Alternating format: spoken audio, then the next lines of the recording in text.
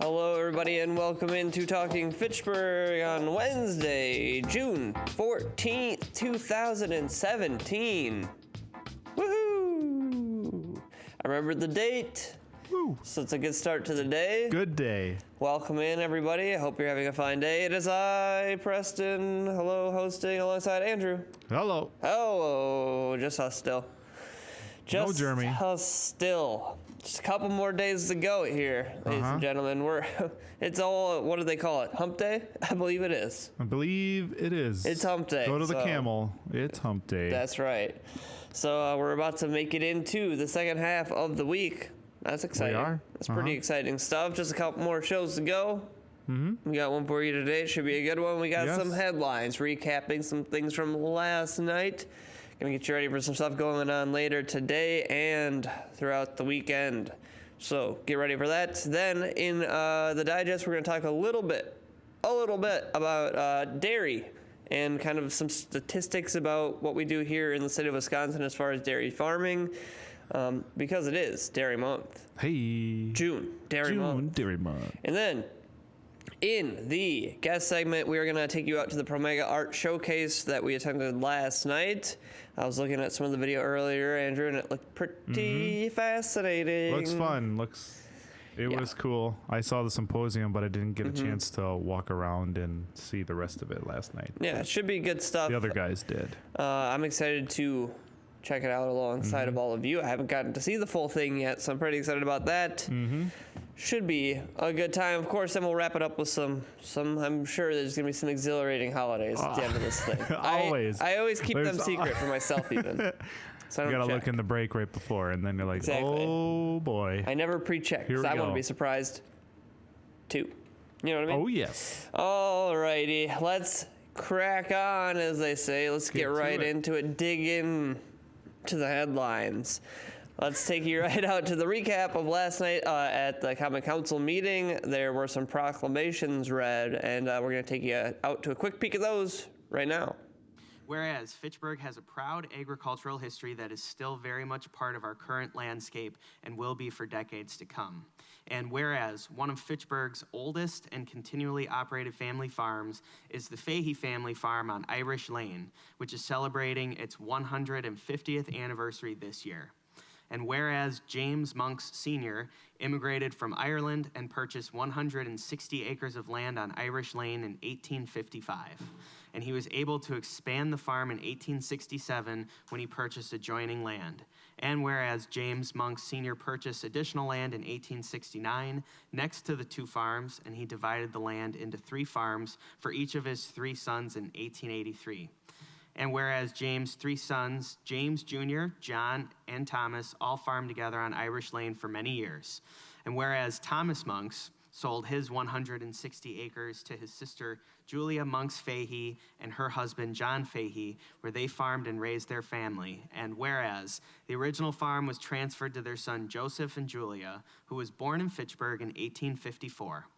Then purchased 2 additional farms on Irish Lane and Fish Hatchery Road for her 2 other sons, James and Thomas. And whereas Joseph's son, Robert Fahey, worked with his father farming and running a stock truck business for many years before the farm was transferred to Robert and his wife, Mary, in 1961. Whereas more than 110,000 people aged 65 and older are living with Alzheimer's disease and other dementias.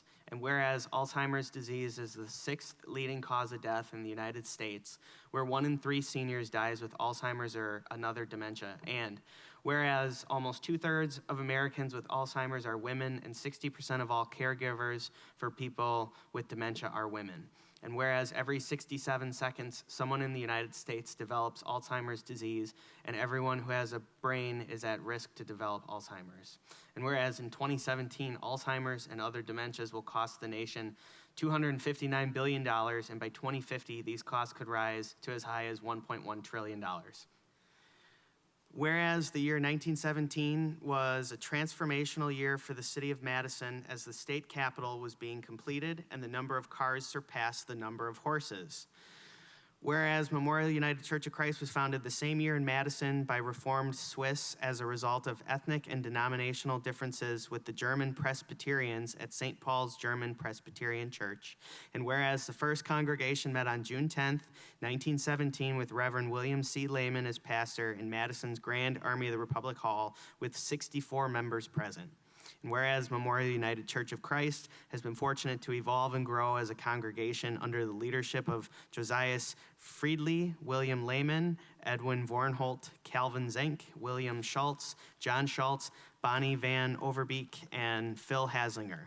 And whereas Memorial United Church of Christ has had a number of themes emerge over the last 100 years that guides members and makes it the congregation it is today. And whereas Memorial United Church of Christ prides itself on being a congregation that crosses boundaries, where members participate, adapts to the needs of its members and the community around it, reaches out, is a place for students, nurtures ministers, fosters music, raises children, cares for its members, and is generous. And whereas Memorial United Church of Christ and its 200 members value their past, but always move into the future as a base of operations for members to serve the community. If they choose to do so. All right, there's a look at the reading of several of the proclamations last night's council meeting. If you head over to our Facebook page at 11:30 this morning, you can see the full presentation where the recipients of the proclamations also get to speak for a little bit. So there you go. Please check that out. And whereas I'm ready to move on to the next story, we will do that. Zing. I so proclaim it. Next story. Next. Promega Spring Art Showcase. I mentioned we went out there last night, so we have a little teeny something to show you right now. Check this out.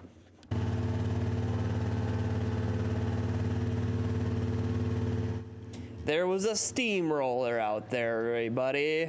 That's right, a steamroller. Just a quick look here at some of the neat art that was getting produced. This was out down there at Promega. They ran the steamroller.